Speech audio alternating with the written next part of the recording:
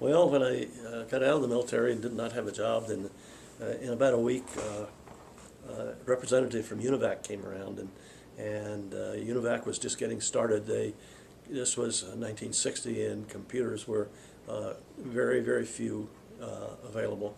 They'd only been out for a couple of years, and so this recruiter came around, and I interviewed with him and took the test and so on, and everything was going well, and he hired me, and he said, report to such and such a person at such and such a building at the Remington plant in Utica, New York, and gave me the address, and I was to report the following Monday or whatever it was, and I was just getting ready to leave the room, and he stopped me and he says, "Oh yes, show up clean shaven or don't show up at all," because I had grown my little goatee beard.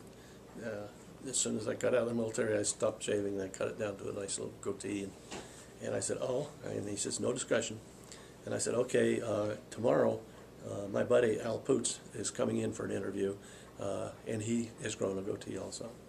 And he says, "Okay," he says, "is the guy any good?" And I said, "Oh yeah, he's good." And he said, "All right." And so when Al walked in for the interview the next day, I was sitting in the room with quite a few people, and the recruiter said, "Who's Poots?"